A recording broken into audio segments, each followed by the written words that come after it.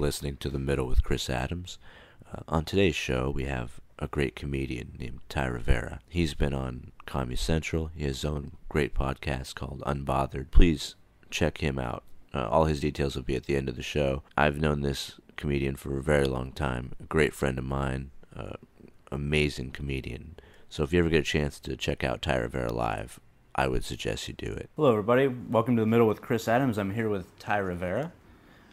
Very funny comedian. You know him from Unbothered.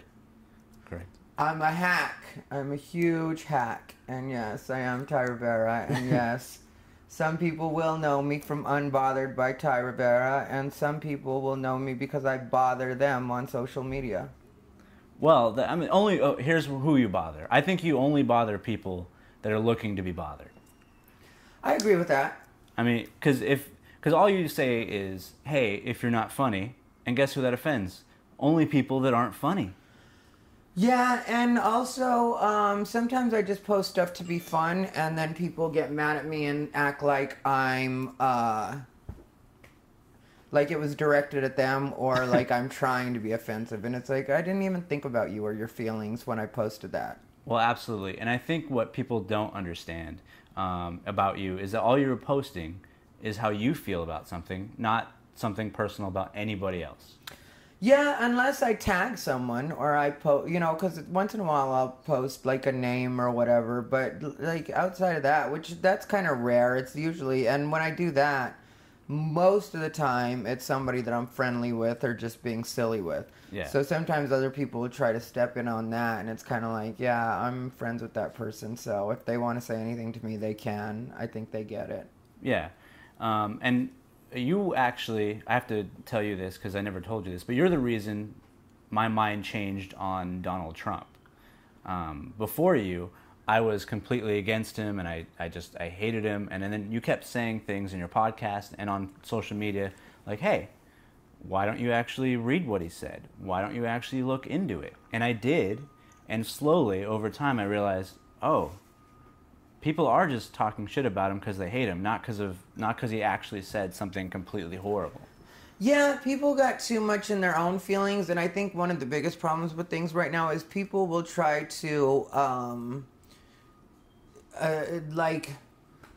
people will take their value of certain words and assign that to what you're saying. And that's what's frustrating, because sometimes it's like, okay, well, maybe I don't feel the same way about this particular choice of words that you do. That doesn't suddenly make me a racist or insensitive or anything else. We just have different points of view on those particular words, or, what it means when those words are put together. Yeah, and I think if more people would just put aside feelings and try to actually research things, instead of just going, I'm mad at this, and that's it, I think that we could actually move along and have conversations. Because you talk about it all the time. You disagree with people all the time. And you're friendly with them. Almost none of my friends agree with me on almost everything. Yeah. So it's like, my friends are always like, I don't agree with any of what you're saying right now, but this is the way I feel about it. And then they'll say the way they feel about it. And then I listen to them, and, they listen to me. But in a lot of cases, I don't really have a lot to say. You know, like when it comes to talking one-on-one to my friends, because I feel at a lot of times I feel like I get to talk on stage without anybody interrupting me, unless there's a heckler, which is rare. And when I do get a heckler, it's usually somebody that thinks that I'm in a conversation with them. And so it's cool. They're usually friendly, but at the same time, they are interrupting what I'm saying. But I'm usually really fun about it. So I feel like between that and my podcast, and then like times like now when I'm on somebody else's podcast, I feel like I get to express my opinions enough that when my friends want to talk to me about how they feel about certain things, I'm pretty open to just being quiet and listening to them. Yeah, and I respect that. I mean, I think that mentality is why I started to change my own opinions about a lot of these issues as well. Because I was like, okay, let me look into it. Let me actually calm down. And then I realized, like, oh, maybe I was thinking incorrectly about things.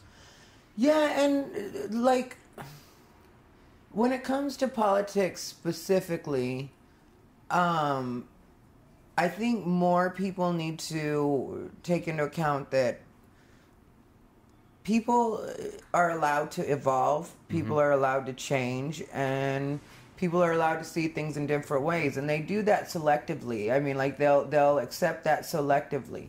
Like, Hillary Clinton herself said that, you know, she was against gay marriage. Barack Obama said in so many words that marriage was between a man and a woman. Yep. And then look at how much their stance has changed by the time we came to 2016, now 2017. You know, so, but people are open to that. Like, you know, nobody wants to bring up the fact that Obama once said that, and that it's on YouTube. You can check it out. It's not like, you know, anybody doctored the footage or anything. Nobody's arguing that. Yeah. He actually did say that, but people don't want to admit that, you know. And so I think if people were more open to, like, people other than their heroes being able to evolve, then maybe they'd get a more well-rounded idea, and maybe they'd still vote the way they do or think the way they do. And I don't think there's anything wrong with people thinking the way that they do or voting the way that they do. No. But at least have more of a well-rounded idea of what's happening, rather than just live in your own world where you're kind of like, this is wrong and you should never say this. It's like, what are you talking about? Well, also, I find more and more lately that I have to defend, like, the Chappelle thing. People were mad about that, and I was like, I watched him, and I'm like, he was funny. What does it matter what he said, you know, with the LGBT thing? And I'm like having to defend, like, hey, look, just because someone says something you don't like, I think they should have the right to say it. And people go, well, they should, but I have the right to criticize. I'm like, okay, and I have the right to call you stupid for your criticism. Yeah, and whether people like it or not, a lot of America does feel that way. The same way that Chappelle, you know, expressed himself in his 2 specials, you know, because he addressed it in 2 different ways on each special. Yeah. And so, like, for me, it's great to, at least, if you want to have an actual dialogue about these things, which is what most people seem to be asking for. Yeah. Even trans people, when they're asking you, because what bothers me about right now, or what's happening right now with LGBT, is they don't want to give people the same respect that they're asking of people. So you're asking people to understand you, to be open to what you are. But then the minute somebody tells you what they are and wants to express themselves and let you know where it is they're coming from, all of a sudden they're hateful, they're racist, they're transphobic, they're homophobic. It can't be that. It can't be like you're now always right and nobody can question you or ask you anything, because if they do, they're either transphobic or homophobic. Yeah, absolutely. And I think that respect is both ways. Yeah, and there's a lot happening right now that it's going to take people some time to wrap their minds around. Like, you know, even when it comes to, still pertaining to trans, but outside of, like, trans-specific being a thing. Say you're completely open to trans people, but then say you have a question and you don't really understand that some trans people, once they make the transition, are gay. Well, in a lot of people's thinking, it's like, well, if you were a woman and now you decided, you know, or now you're a man and then you like men now, it's kind of like, well, you could have stayed a woman and done that. And that's the way some people see it. And yeah, I mean, like, I'm not saying that it's crazy. I'm not saying it doesn't make sense, because I've had enough trans friends now that have been in that predicament that I understand at least how that works for their brain, you know. Okay. But because I don't live it, because I'm not that person, I can't fully understand it. I can't fully say that I get it, but I can understand how that works out for them. Yeah. Just like some people can't understand how I'm gay. You know, there are people that just don't understand that. And for me, I'm completely fine with people saying, I don't understand it, but I accept you. Where it seems like a lot of people want people to just 100% say, I get you, I understand you, I see things your way. Well, not everybody's going to see things your way. Yeah, and that's, I think, if we could just understand, it's going to take people time. I think you said it on one of your, actually you did say it on one, I think the most recent podcast of Unbothered, where you were like, look, it took people a long time to accept people being gay, so it's going to take a little bit longer for trans. And there's people that still don't fully accept it or get it. Yeah. That doesn't mean those people can't be your friends. No. That doesn't mean those people can't like you as an individual. And what do I care if somebody likes me as a person, they fully accept me as a person, and they're slowly evolving and beginning to understand what it is I am as we're being friends. Like, how is that a bad thing?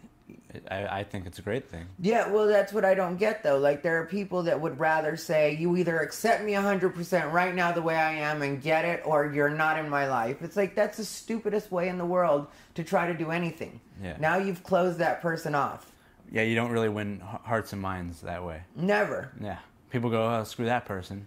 Yeah, and also the other tactic that people try to use is calling people stupid until they get their way. And it's like, people are never going to get your way with you calling them stupid, because the whole time you're trying to make your point, the other person is just thinking, let's get back to the part where you called me stupid. Yeah, that usually trumps, weird word, but that trumps the argument in a way. It's like, oh, what? Yeah, then that becomes the argument. You know what I mean? Then it turns into, a lot of times you see it on Facebook, it turns into the really childish, no, you're stupid, no, you're stupid. And yeah, they'll use more words to say it so they don't feel like that's what they're doing. But in essence, that's what a lot of what's happening on social media is right now. It's a lot of you're stupid, no, you're stupid, I mean, like, you know, that's really what it is. So it's grade school stuff. Yeah, and I lead them to it at this point. I really haven't been getting into it as much on social media anymore, because I think people are really, in a lot of cases, even really educated people are too stupid to be able to understand a lot of this stuff. Yeah, I've noticed that. Just because you're educated doesn't mean that you can't be an idiot. Oh, yeah.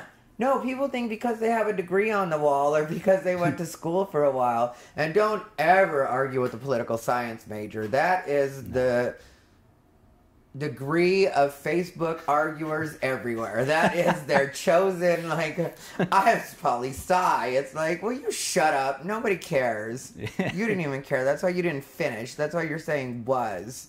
Yeah. You know. I was. That's okay. That would be a great argument against their argument. Yeah, and that's what always happens. It's always these people that, like, didn't finish their degree, but they went for a while. Well, I took some courses in psychology when I was younger. I always talk about my 9th grade education, but, you know, afterwards, because I got my GED, which, like, some people think however they do about that, you know, but I just didn't like high school. I didn't want to go to high school. I was done with high school. So then after that, I got my GED, and then I took some courses in psychology. Well, I'm not going to keep acting like I'm an expert in human psychology because I took a couple psychology courses.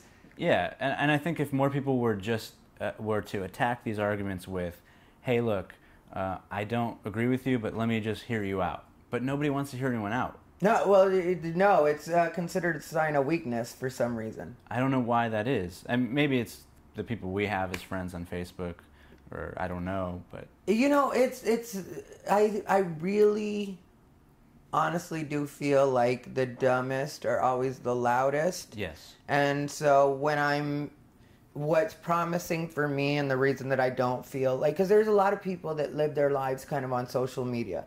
Outside of social media, they have their clique of friends that thinks just like they do, and they think that they're getting a lot of, like, human interaction, and they know, you know, but really they have no idea what's happening in the country. That's why I told people forever that Trump was going to win. Yeah. And everybody was telling me I was stupid and stuff like that, and I was like...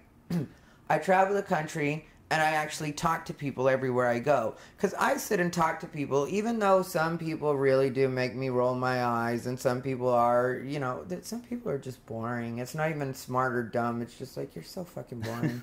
But, like, I really do listen to people, and I'll chat with them after the shows. And a lot of people would tell me how they felt about things, and, you know, it's one of the most dangerous things in the world, in my opinion, that you can do is silence people. Because when you silence people, then you have no idea what they're doing or what they're thinking. Yeah. And that's what happened with the Trump movement. You know, like, people, they did a very good job of shaming these people into keeping their mouth shut. And they did the opposite of what, you know, like, basically the Trump supporters took Obama's advice. When Obama was like, don't boo, vote. Yeah. That's basically what Trump supporters did. They were like, okay, because if you noticed, like, right before the election, a lot of Trump supporters just went completely silent. Yeah. There was suddenly no resistance anymore. It was just kind of like, all right. We'll see what happens. You guys won. You guys won. We're quiet. And then, even I got quiet. Because I was just done, with people, like, not getting it. Because, like we just discussed, I was always open, even during those times, to at least hearing the other side. Yeah. Where I draw lines where I'll start, like, really going after people is once people start calling me stupid or anything like that. Mm-hmm. And then I'm just really good at making people look stupid. I'm just really good at it. And I don't know why I have this gift. I don't know. Stand-up. Yeah, it might be stand-up, but I don't know why God chose to give me this gift, but that's what I'm good at. I'm good at making people look like idiots. Yeah. Even if the people watching don't agree with me, they'll still usually agree that I am owning the person that I'm dealing with right then, It's just a good way of wording things a lot of times, So, I decided at a point, I was like, okay, well, people don't want to listen, and I've already listened to enough of their opinions that for right now I'm good on that, and so I just don't need to even bring it up. So I learned, as far as social media and publicly, I just kind of kept myself quiet, and then I voted like I was supposed to, and that was it. Yeah, and I remember when you were talking about it on the last podcast. I'm a fan. Just to let you know, I'm a fan of it. I'm not, but I remember in your last podcast, you were talking about when you did Toby Mirashanu's podcast, and you did it the day of the election, and this woman, without provocation, told you to fuck off. Yeah, that was actually 2 days after. Oh, was it 2 days? It was 2 days after, so... I listened to both podcasts, his and yours. She was very angry, and I was like, I think it did bother her and a lot of people that... so many people were still angry, and I was just like, I won. What would I be angry about? You know what I mean? That's you. That you're angry. I feel great. Like, this is what winning looks like, you guys. So I know that really bothered people, but I was trying at the same time to not be gloaty on that podcast. I was trying to actually be very chill and a gracious winner, But you bring up a great point every time you talk about it. The reason why, or part of the reason why you couldn't stand people is when they would say, oh, you should feel this way because you're this. Yeah, well, I was voting against my own interest, according to these people, and it's like, you don't even know what my interests are. You don't know anything about my family. You don't know anything about my upbringing. You don't know anything about my financial situation. You know none of this. All you know is that I have brown skin and that I'm gay. Mm-hmm. And because of this, now you've decided what my best interests are. Yeah. You as a white woman, a blonde white woman, college educated, all of a sudden wants to tell me. I mean, I had that situation with Eric Marino where he ended up having to just concede the point, and he got it because and I'll end up posting it soon on my social media. It's like a conversation we had at a show called Show Up, Go Up, where we kind of hashed it out.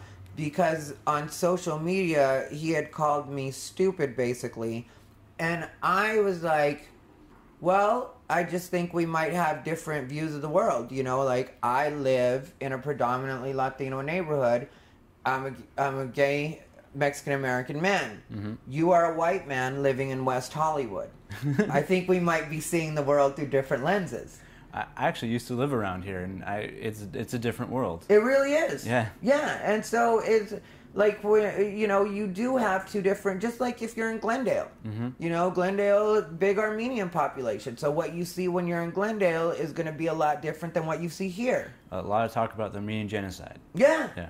Yeah, and if you're just in that area all the time, then you do start to think that these are, what everybody's talking about right now, and you don't realize that outside of that, there's a lot of people that don't even know about that. Like, you go to Arizona, which is where I'm from, we have almost no Armenians there. Mm-hmm. So when you consider that we have, a very small Armenian population, and I don't think any real Armenian community in Arizona, you would think any of the stuff that they talk about in Glendale, California, doesn't exist. Yeah, it wouldn't. I mean, it's just the people don't get out of their bubbles. Mm-hmm. And I notice that in stand-up, too. I mean, I go as many places as I can go. It's harder now that I don't have a car, but I go anywhere I can go.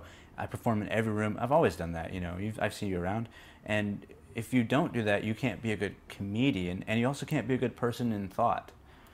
In general, I think you have to be able to. You truly have to get out of bubbles in order to know what other people have to go through, because you can't know. Yeah, well, that's why there are certain rooms that you go to where these people are not funny, and they don't realize that they're not funny because it's other like-minded people laughing because they like their personality rather than laughing at the actual material. So then these comics that have been working on this material in front of just their friends in the same crowd all the time, all of a sudden end up in a room where none of their friends are there and nobody's laughing, and then these people are dumb enough to think that the audience just doesn't get it. And it's like, no, this stuff hasn't been funny for a long time and technically shouldn't have been working even for your friends. It's just your friends like you, so they were giving you a false sense of what was funny. Yeah, and that happens. I see that a lot, and I'm not anywhere near, on your level, but I get to see that just from the open mics I have to go to, where it's like if they, especially east of the 101, it seems to be worse. I hate to call them out, but no, yeah, fuck them. East of the 101. Yeah, everybody knows the east side. Well, any comic knows that the east side rooms are pretty diluted. They're diluted. They're cliquey. And it's weird because like you go anywhere else, or like I've been on the road a little bit here and there. Arizona, I got to go with Jerry, and do you know Jerry? Rocha? Brent? Yeah. Okay, yeah. We used to be roommates for a long time, but anyway, we went to Arizona together because he's from there as well, and it's just the first thing they said to us when we got there was, "Oh wow, you guys are actually funny. Most people from LA aren't that funny." It's like, no, we are. It's just you're probably getting the ones that think they're funny. Yeah, LA has a horrible reputation for road comics or comics that try to do the road. Oh, really? Yeah, because they just, they usually eat shit. Most people don't like me when they first hear I'm from LA, and then after they see me perform, then they're cool. But like a lot of places that I go, people just don't, because they've had so many LA comics go out there and then start to not do well and then get mad at the audience and act like there's something wrong with the audience. Like I was just talking about, it's the same thing where they get mad at the audience and they're like, you guys are weird. And it's like, no, you're not funny. Yeah, here's what, because I learned this, I think probably from you, because I remember I saw you early on, from Matt, Claybrooks, from all my friends, we always had the mantra of, don't do LA-specific material, don't do stuff that will only play here, don't do LA-specific material, don't do stuff that will only play in LA. Think about how your act would play in, like, Montana. Uh-huh.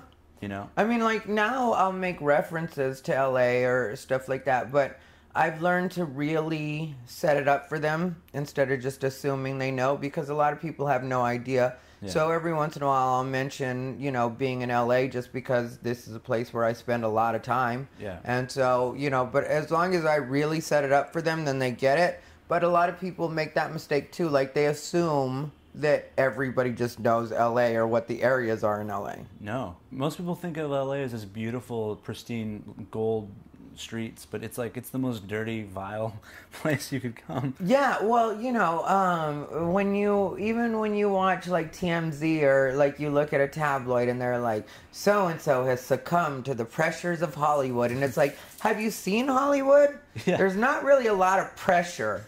No.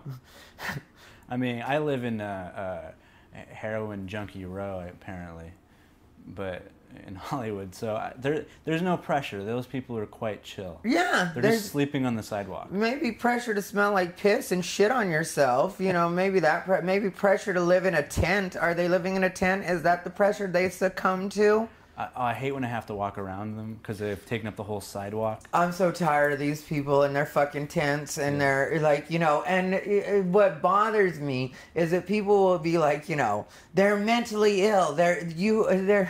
You're being mean, and it's like, okay, let the police come and try to rip down their tents and watch how quickly this person that's so helpless turns into fucking Judge Judy.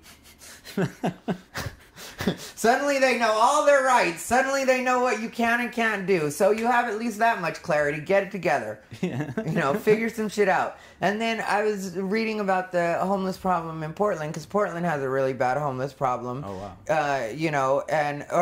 I'm not Portland. This was when I was reading about Denver. Oh, yeah. Yeah. I was just there for a movie. Yeah, and they listed the reasons that a lot of people that are on the street live on the street.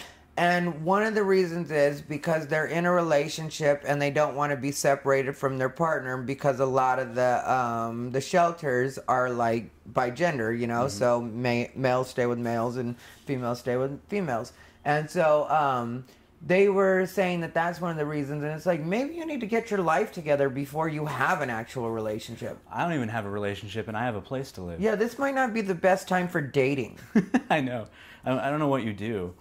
But when you'd rather be on the streets than try to, because I know shelters are shit. I've had friends that have stayed in shelters, and I know that they're not great. Yeah. But if you look at things more in a way okay, I got to get from here to there. I got to get from A to B. I got to get to the next stage of my life.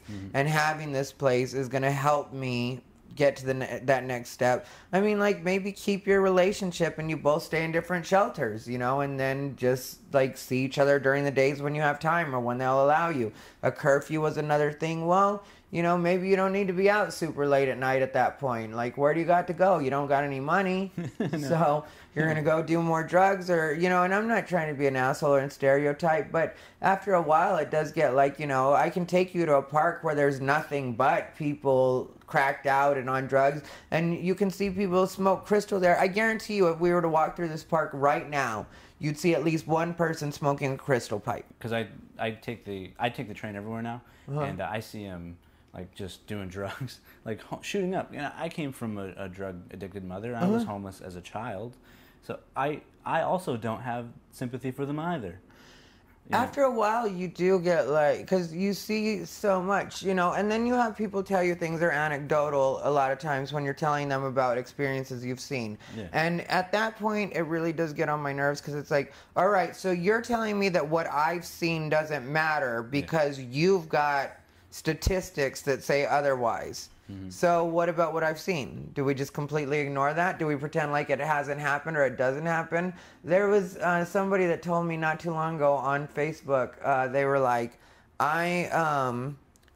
let me guess, you've bought into the stereotype of the welfare queen that has, and they went into the thing, and I was you mean a lot of the people I saw growing up?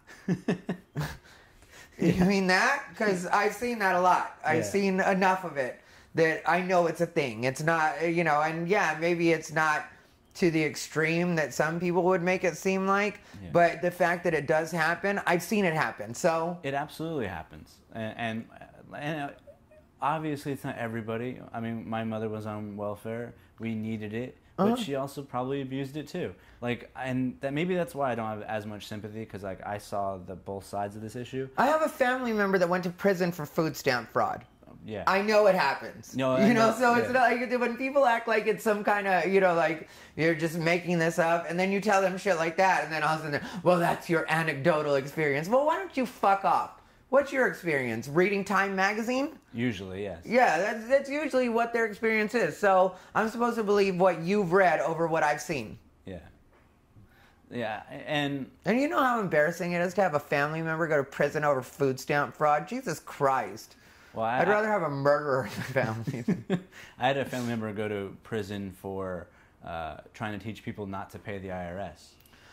Well, at least that's respectable. I mean, I'm not saying anybody should try not to pay the IRS. I don't fuck with the IRS. But at least that one's you could be halfway oh, anarchists, protest, that kind of shit. Yeah, it was, he was teaching classes on it. And it was dude, really? Classes? Classes. You sure? You shouldn't set up a business on how to not pay taxes. Yeah, that's not smart. But don't get your license to teach people not to pay, because I guarantee you they're going to find out. Oh yeah, that's the kind of thing. Well, And everyone called him the smart one in the family. Oh, well, that's great. I know. I'm like, wow, we're doomed. Nobody called the food stamp fraud person the smart one in our family, for the record, though. Everybody was like, they're stupid. Family in prison. I know. It's great. Yeah. I actually had a lot of experience growing up with my mother going to jail a lot. So, like, I have sympathy for people in some sense, but then I go, well, no, it's individual choices. It's your choice. You know, like, for example, like people, I see a lot of these things on crime statistics. Oh, black people are getting murdered. I'm like, I don't think so. I think some, of course, police abuses happen, but I think some.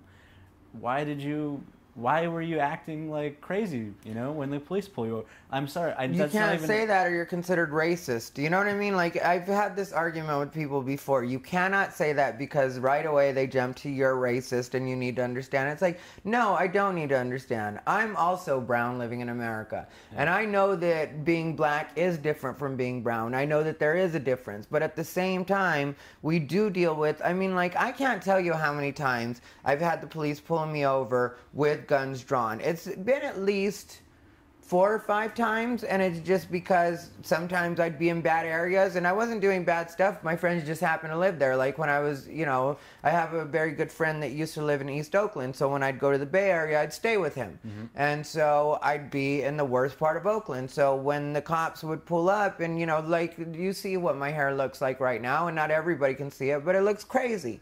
So when, like, every once in a while I'd travel like this. I remember one time specifically where I was traveling with my hair like this. Mm-hmm. So they just see somebody with crazy hair, and because I'm a comic, and now I'm better about it, but at the time my car was always a mess. So when they walk up and the first thing they see with their flashlights is this car that looks like it might belong to a tweaker because there's shit everywhere, yep. And then my hair looking like it does, they come up with their guns drawn. Yeah, and it's your responsibility, and I know people are going to hate me for this, but you have to be respectful. Arguing with someone with a gun, I don't care who they are, you're not going to win that argument. Yeah, it's on you to de-escalate it at that point. And yeah, you'd like to be like, well, they're the professionals. They're the ones that... And I discussed this with an actual officer on another episode of Unsafe Space, and I did tell him exactly that as far as he went. Mm-hmm. You know, because I honestly do believe, and some people get mad at me for it, but I believe in addressing both sides of the problem. Yeah. Which a lot of people have a problem with, and I don't know why. But I really do believe in addressing both sides of the problem. So when I'm talking to people of color that pretend like they completely don't get it, I try to explain it to them. And then when I was on Unsafe Space, which was the, I think it was police violence or police brutality episode, and people can listen to that too if they want to get a better idea of how I actually talk to people. But I told the officer at a point, because, you know, he was saying that being human, that sometimes there's the way that, you know, he acts when he's on duty, and like he also was a really good guy because he was willing to own that sometimes he doesn't handle situations in the best way, and I really held him accountable for that and was like, you know, well, don't you think that since you're the professional and you're the one that's trained, it is kind of on you to be the more level-headed, the more, you know, because you deal with this adrenaline every day. Yeah. Where in a lot of cases, the people you're dealing with, they don't get arrested every day, or they don't deal with the cops every day. No. So, like, you're the one that needs to, like, kind of correct for that, you know? And so it's not like I'm one-sided on it and I think the cops are always right, and I don't think the person that gets pulled over is always right. I've, always told people that I feel like, in a lot of cases, what we're looking at with this is exactly what happens when stupid meets stupid. Well, what do you think's going to happen? Stupid shit. Well, yeah, and that's kind of why I started this whole thing, is I believe, like what you just said, the middle is where the truth lies. Like, we look at the extremes, the left or the right or whatever you want to call it. But I believe that in reality there's somewhere in the middle that we all need to get to. And that's where I've come to, especially listening to your podcast, listening to other people. I'm learning, like, no, we need to really look at everything more objectively and not think with their emotions about a subject. Mm-hmm. Every subject. Yeah. Not just politics, but everything. Because there's more than one side to things.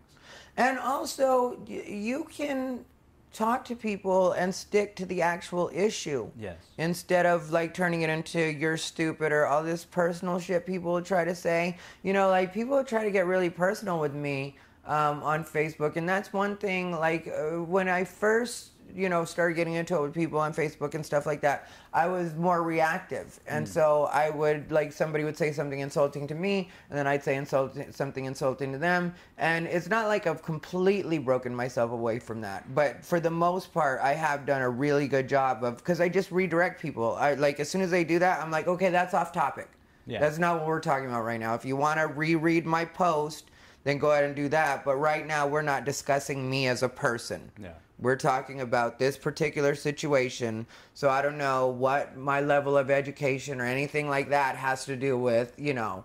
I mean, like, yeah, you might be the smartest person in the world, but at the same time, I've lived in a lot of the neighborhoods where this kind of stuff does happen. And I do see, like I said, I see a lot of injustices happen. But at the same time, sometimes I see firsthand people just messing up. Yeah. I mean, I used to see that at my job. I used to work at a Hollywood Park Casino in Inglewood, and you know, I work. It's mostly black people that work there, and then, well, not just all, but it was like Asian, black, and some Hispanic. Most. Oh, I've been to a casino. Yeah, you know.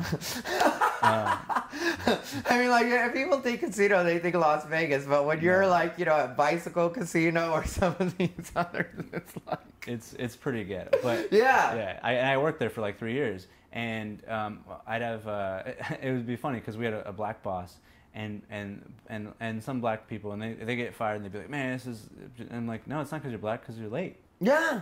You should stop being late. Other black people are on time and they have jobs still. Yeah.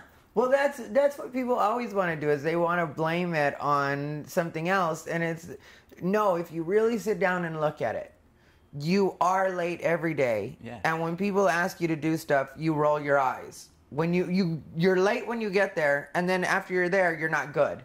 Yeah. So what's the benefit to having you? What did you think was going to happen? Yeah, but what you're asking for really is, what you're saying is, because you're black, we're not supposed to do anything about it or fire you. And that goes for Hispanics, too. I've seen that happen a lot with my people, too. Where they're kind of like, yeah, they're just fucking racist. And it's like, no, that's what would happen if you were any race. That's what should happen if you were any race. Yeah, that's called equality. Yeah, and then people are like, you know, well, if they were white, if this white person does it and they still put up with it, well, unfortunately, you're kind of right on that, too. Because people do put up with a lot of shit from white people. So if you want to call that out, fine. But why don't you try being on time and call that out at that... Call it out first thing in the morning. Get here early. Call it out before your shift. Yeah, call it out as soon as that late motherfucker comes in. Like, you can't be late and call it out. Yeah, I got here at 8. Why are you here at 9, Mr. White Man? What the fuck happened? Are we not writing him up? Does he not get in trouble? And then you say you're racist, you know? Then you call out the racism. Kind of call out the racism when you're late, too, you know? Yeah. Maybe he's white, so he got there 5 minutes before you did. He looks better now. Now you just made him look better. But it's the same thing with I see that in stand-up sometimes. You know, like, people go, oh, they're not putting on shows. And, like, well, create your own shows. Like, yeah, and I've been put on shows specifically because I'm Latino. I've been put on shows specifically because I'm gay. I've been put on shows because I look Asian, and I was asked not to mention that I wasn't Asian, which I'm fine with, too. Like, you know, it's like, whatever's gonna get me this show. You know, I don't really care. So, you know, I mean, like, there's all-female showcases. There's some all-female open mics. You know, you just gotta go and take advantage of what's offered to you in a lot of cases. And if you want to do that, if you want to waste your time being, like, social justice warrior and talking about what you're not getting and stuff like that, then fine, do that. But understand that you're an activist at that point, and that's the reason that people aren't taking you seriously when it comes to comedy. Yeah, I mean, there's enough opportunity out there to, like, you were talking about this, but I've always agreed with this too, is there's nothing stopping you from going to some bar somewhere and saying, hey, let me put on a show here. Mm-hmm. Nothing. Like, zero. Well, you don't even now. You don't even have to wait for the industry on a lot of things. And yes, it's very helpful to have the Comedy Central machine or NBC or any of that. Yes, it's very helpful. But if you look at a lot of what's really becoming successful right now, a lot of it's happening off of social media. Yes. So you create your own YouTube page and you start to build your following there, and then you also start really working on your Facebook, and like you are waiting for someone to pick you when you can pick you. Yeah, exactly. Like YouTube is a perfect example. People are making a living just on YouTube videos alone. Uh-huh. And why aren't you making them every day then? Even if they suck at first, just start making them. Yeah, and most of those people have admitted that they didn't just come out of nowhere. Like, they've been at it for 2 or 3 years with nobody paying attention, and then just one thing went viral because you throw enough shit at the wall, something's eventually going to stick. Exactly. And then, like, and then you hear comics complaining about that all the time. They're mad at the comedy clubs because they're like, the comedy club will hire this person just because they've got a big following on Twitter or YouTube. Well, if those people will show up and put up numbers, then why don't you do the same thing? And also, exactly. Do what they're doing. Why are you mad at the work they're doing? Just do the work yourself. Yeah, look at it, take it apart, figure out how you would apply it to your own life or what you do, adapt it, and make it happen. I had this discussion with the comic about it at a Saturday, and he was like complaining exactly what you were saying, like, oh, they're not picking us and we can't get opportunities. I'm like, just make your own then. Mm-hmm. Why are you complaining? Yeah. Like, stop complaining and do something, because all you're doing when you complain is you're just putting energy into complaining and not energy you should be doing into making a podcast, making videos, making this. No one's gonna hire you to be a stand-up comic if you can't pack the room. Yeah, but it's more fun to sit and smoke weed with the other comics instead of going home and working on your YouTube. That's what the problem is for a lot of these people. Oh. There's other stuff that's more fun, and I get it. It is more fun, but at the same time, if you're trying to get ahead, like, I have very little patience, and I know this is off topic, but it's the same thing. Okay. I have very little patience for fat people. Like, if you're fat and you're happy, I'm happy for you. I don't have anything against fat people as far as aesthetically for me. Like, I don't fuck fat people. Well, I've stuck a few pigs, let me not lie. There have been a few. There's a few that'll come out. Once I've made it, there's a few real tabos that are going to come out and be like, You know what? I'm going to be like, he is a liar! You heard it here first. Yeah, I just broke the story myself. So feel free, fatty. Say whatever you want. I already admitted it. The truth set me free. But what I'm trying to say is, I like working out and I like staying trim. Mm-hmm. So if you I have the same options that you do. I go to the same grocery stores you do. So I could pick up the Doritos instead of, celery and the kind of shit I eat. And yeah, a lot of times eating isn't the most pleasurable thing in the world for me. I mean, for me right now, eating is basically about fuel. Mm-hmm. But, this is the choice I make because this is the way I'm happier looking. Yeah. So if you're fat and you're happy, I'm happy for you. Keep doing what you're doing. It's a winning system. But if you want to cry to me about it, I'm not going to be very open to that because you can make better choices for yourself. There is a Jack in the Box right behind me, literally right behind me. Like, I could walk out and in less than 2 minutes, actually less than a minute, I can be at that Jack in the Box. Yeah. But I choose not to. And it's 24 hours, so I could do it any time of night I wanted to or any time of day. We all have these options. So you can't really complain because you're not putting in the work. And then, I go to the gym, and everybody knows that. I post it on Facebook all the time, that I was at the gym or I'm going to the gym. Today I went to the gym. I mean, I go to the gym 6 to 7 days a week. And there's times where my friends, it'll be a Sunday and they're all going to brunch and I woke up late. So guess what? Brunch isn't an option for me. Yes, Sunday is technically my cheat day, but that's the day that I have to be at the gym. So I'm sorry, but I didn't wake up on time. All of this is my fault. I didn't wake up on time, so now I have to miss brunch because instead that's my gym time and I need to knock that out or else my day starts going and then I don't ever get to it. Yeah. You know? So it's like people aren't realizing or paying attention to the fact that you can help yourself out a lot more. You know, I can make money right now if I want to. You know, I can jump online and I can hit a bunch of people up and be like, you know, I'm working on this project, which is legit true. I am working on a project. It's not like I'd be scamming anybody, but I'm working on this project. I'm trying to raise some capital so that I can do, and I'll sell them either my CD or a clip that they can watch. You know what I mean? I can sell them a 45-minute clip. I can do whatever I want. I can make money right now if I want to. So the fact that so many people claim that they can't do anything, it's personal responsibility. yeah. And not enough. That's the one thing that really changed in my life recently, where I learned like it's actually all on you. Once you stop blaming other people for everything, even if they don't like you, it doesn't matter. If you just take responsibility, you'll find the people that do like you.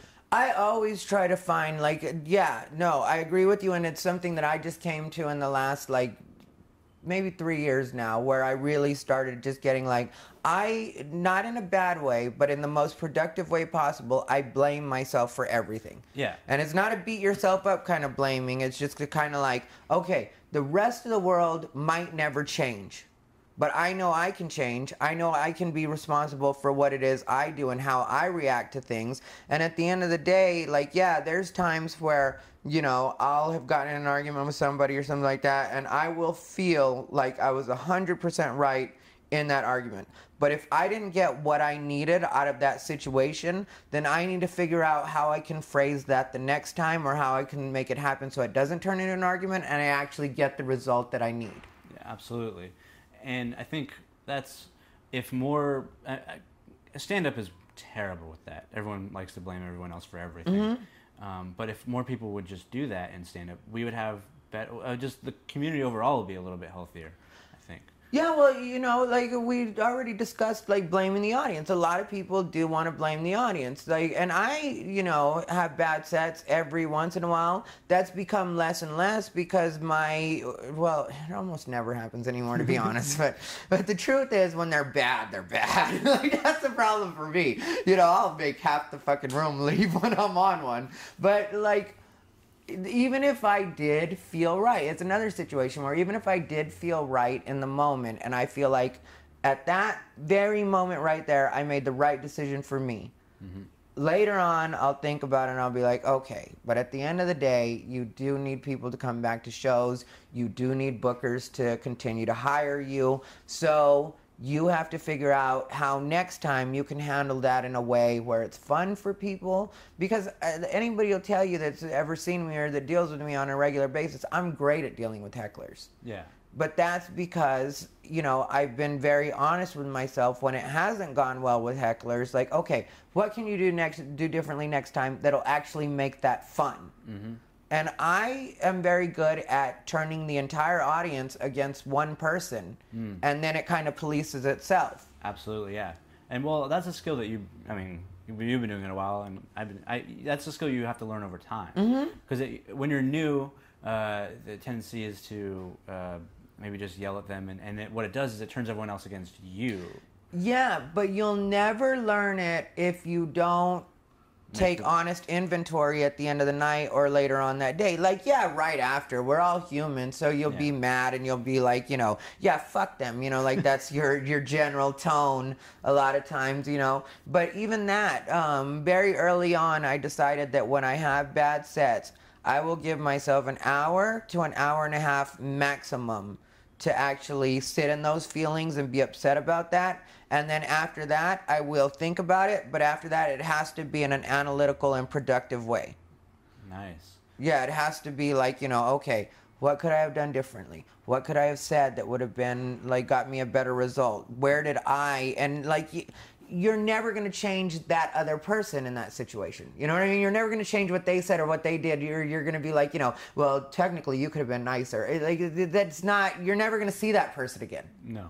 But you are going to see another person like them, you know, in dealing with hecklers and people, because there's a lot of patterns that you see with people. From dealing with so many hecklers, there's a lot of places where I've gotten to the point where in my set, I know that there are certain things that are going to trigger people to either say certain words or they're likely to get a heckle.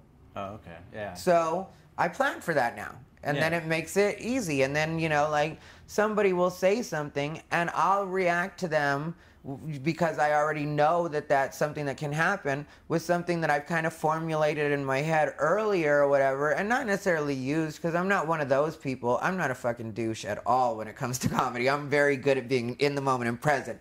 But like, because I've already thought about these things and I know that they're there, a lot of times I'll just say things and then it'll look like I'm a fucking genius. Yeah. And it's kind of like, part true. Yeah. Well, it's like Ian Bagg. If you watch him more than once, you go, oh, okay. He kind of has. It's different every time, slightly, but he kind of knows where to go with it. Even, and he's just crowd work, but he's so good at and it's all worked out, kind of. Yeah. But it is in the moment at the same time. I know as a comic, I know what you mean, because that's for those of you that aren't comics, that's the trick. That's the magic trick we pull on you. Yeah, well, you have to make it feel natural and feel real. Yeah. And there's different tricks to doing that, but at the end of the day, a lot of times, for the people that aren't comics, you would fucking hate us if we really went up there with just thoughts. You'd be like, where the fuck is the show? Yeah, it would be boring. Yeah, I didn't come here to just listen to you talk. Ever heard of a punchline, asshole? Yeah, this isn't therapy. Yeah, it's definitely not. I see a lot of people doing that, not fucking... Yeah, I've been guilty of that early on, but... All of us did. Yeah. That's a part of growing as a comic. All of us did. And there's nothing wrong, because I know that at least a few newer comics will end up listening to this. There's nothing wrong with being where you're at in your process. You shouldn't apologize to yourself for being where you're at in your process. Go through that, but just know that it's a part of the process. You don't stay in that. Because there's certain people, and we've both seen them. I've known you for a long time. Yeah. And if you think about it, there are people that are doing the same shit now that they were doing way back 10 years ago. Yeah, yeah. And they're nowhere, and they're mad at the industry. And it's like, no, you haven't grown. You haven't realized that nobody's into what you're doing. Yeah. There's one in particular I can think of that screams all the time, and it's not like in a healthy, fun Sam Kinison way. Oh. It's just screaming like literally like you're in therapy. The screaming of the pillow therapy. Ugh. It's like that kind of shit, and they're just screaming the whole time, and audiences are holding, and it doesn't help that they don't have a good voice for screaming anyway, so it is kind of shrill, and it's just like the audience is just sitting there like, when's it going to be over? And then bookers won't respond to them, and they don't know why. And I even had that person hit me up one time and came to me like victim mentality. The way they did it was I was standing outside a Silver Lake Lounge. Oh, yeah. And they walked up to me and they were like, hey, Ty, I was just wondering if maybe you ever have a chance, you can maybe take me on the road. And I was trying to be polite. And so I was like, right now, I kind of have my people that I go on the road with, and so, I feel like that's working out well, and I really don't. And then they were like, yeah, well, maybe one day, you could help somebody out, sort of like people have helped you. And then I was like, okay, now you're talking about you specifically, and if you want to know, I don't really... It's not gonna happen, that's one thing about me. When people force me to tell them what's really going on, I'll fucking tell you. Really, I was just trying to spare your feelings in the first place, but it doesn't hurt me to say this. Yeah. I don't like what you do. Yeah. So. Well, and that's a thing that I think if you were honest with yourself, you could go, oh, maybe I should change something about what I do. Not a lot of people are. Mm-hmm. I know I had to go through it early on. I remember when someone told me to quit, and I was like, whoa, what am I doing wrong? And they were kind of jerks, but I also was like, well, no, what do they mean? Like, it didn't make me want to quit. It made me go, what can I change? Yeah, sometimes it takes a jerk. Yeah. Sometimes that's the only thing that'll get through, and maybe that person isn't particularly great at what they do either, but at least they spurred you to think. You know what I mean? So it's like, okay, what do I need to be doing? Well, right after that, I changed my act and got more personal. And that was the best thing that ever happened. Mm-hmm. And I got a lot funnier because of that. So I almost want to thank that person for telling me to quit. Yeah. No, there are a lot of people that were mean to me when I first started, but now I'm appreciative for that experience because I did learn from it, and that if people had been handling me with kid gloves that whole time, then I maybe wouldn't be as self-aware as I am now. You know, maybe those people are the awareness you need until you become self-aware. You know, maybe it does have to come externally at first. If they had handled you with kid gloves, you would have been East of the 101 type comic. Yeah, well, yeah, I definitely would have. A lot of people don't get that either. Like sometimes people will be like, you know, do you feel like maybe your career stalled out or anything like that? Well, I work the road all the time, so I don't feel like that. You know what I mean? But, like, do I feel like I could be further ahead in the industry if I had, quote-unquote, played my role? Yeah, but, like, when that chance was offered to me, I really didn't want it. Because, I mean, like, that definitely was an option. There was a time where I could have played the victim. I mean, like, when It Gets Better is fucking shooting at the festival that I'm at, and I'm headlining one of the shows, and I purposely do shit that's true to me because I'm not going to pretend to be a victim when I'm not. You know, I'm not a victim. I mean, like, yeah, I've had a lot of the things that a lot of people talk about when they were younger, like, you know, getting bullied. I experienced that when I was a kid, not feeling like I fit in. I grew up in Casa Grande, Arizona, feeling suicidal when I was younger. But all of that has now made me stronger. So for me to go back, it's almost like I'd be having a backslide in my own process of life to fit back into this like victim mode that's just not where I live. That I think is one of the most unhealthy things you can do. Gay, straight, whatever you are, I think it's the worst thing you can do for yourself is to just sit in victimhood. Yeah, all it does is it perpetuates this.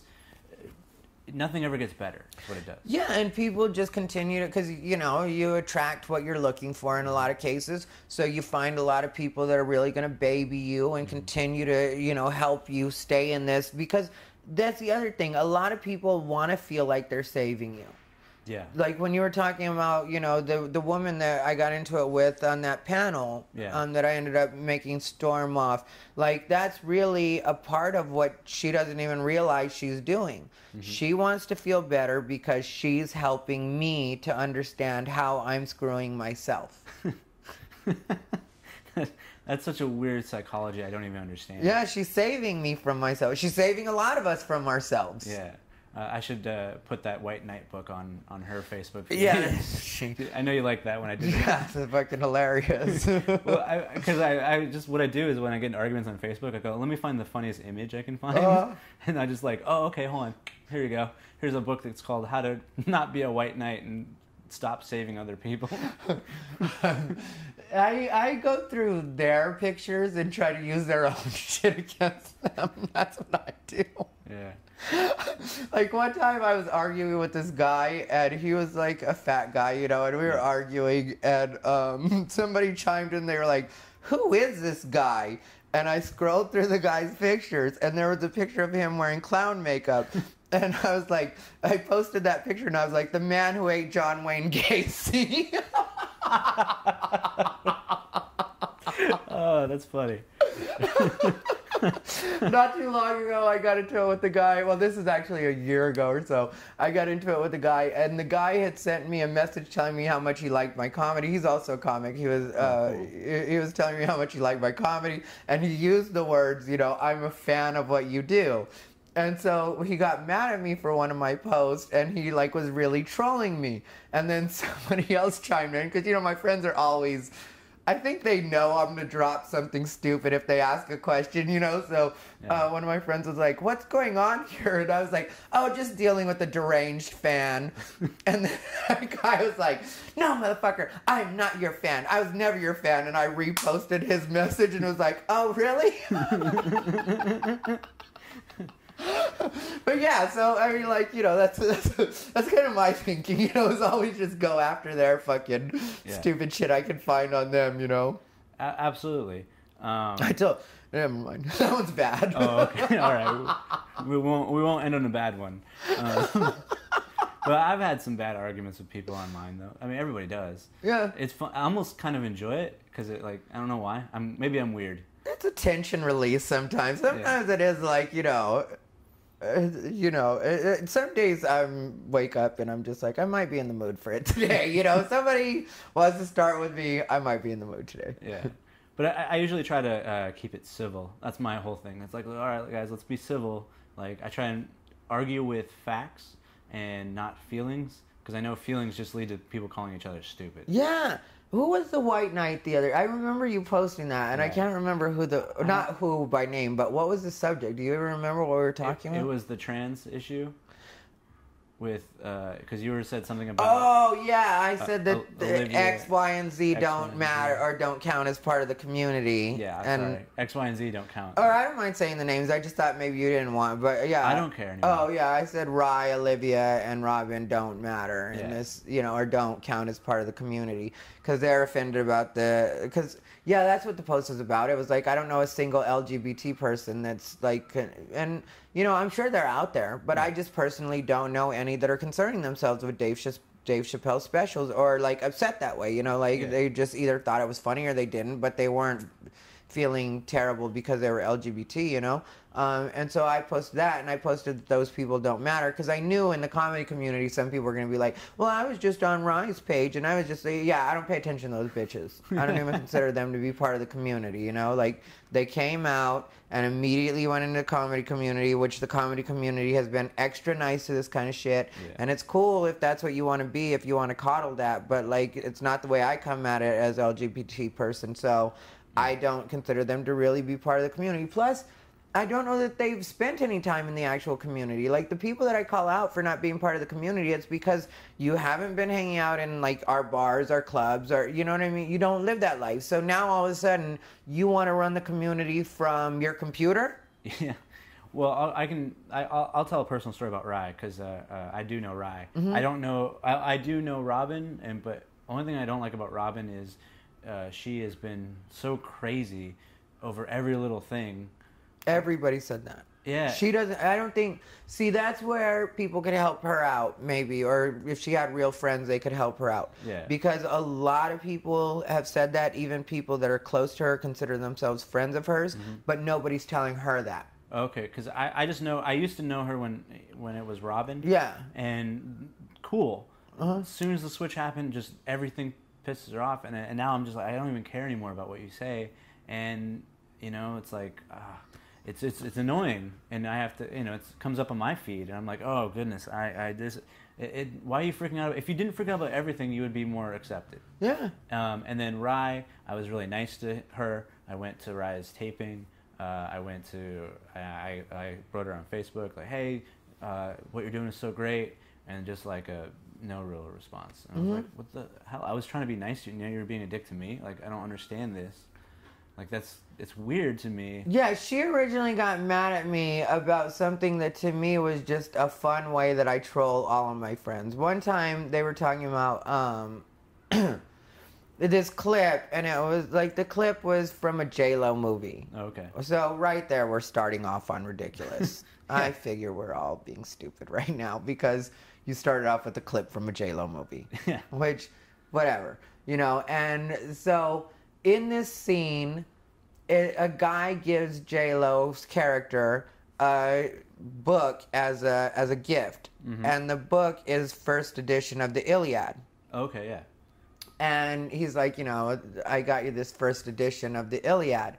And so Rye like posted that clip and then was like, but like the clip was also kind of a spoof, or the way that they did the clip was like a spoof on like the American Express commercial. So it was like, whatever jeans, $80, and it specifically cited Armani skinny jeans, however many dollars, $100 and whatever dollars it said, and then it's like through this whole thing. And so, like, on her, like, because her point was that this couldn't possibly be first edition of the Iliad because the Iliad's been around forever, and technically a first edition would probably be, I don't know what they were saying, like on a scroll or, I don't know what the fuck these people were saying, because they're all, like, having this conversation, right? And they're all, like, trying to show how smart they are and, like, on her thread, right? Yeah. And so I just chime in like I do from time to time, and I was like, this is some real nerd shit happening right here, Which is just a joke. Yeah, just me being stupid. Like, really, I'm not trying to argue with anybody, or like, technically it was for Rye to just be like, you're stupid, and like, laugh or whatever, like that kind of thing. Yeah. And So she got mad about that and was like, I can't believe you of all people would be trying to police what other people are talking about on Facebook time. And I was like, I'm not trying to police it at all. It's just ridiculous. It's funny. And then I was like, plus the real glaring mistake in all of this is that those are clearly not skinny jeans. Now that's the inarguable fact, because I can pull up the clip and show you. It's not fucking skinny jeans. I know skinny jeans. I'm a fag. I know skinny jeans. I wear skinny jeans occasionally. Well, not anymore, because they're pretty much just out, but like... It's good to know. No, there's still hipsters wearing them or whatever, but I don't really know anybody worth a fuck that's really wearing skinny jeans these days. I'm glad. I never could, just because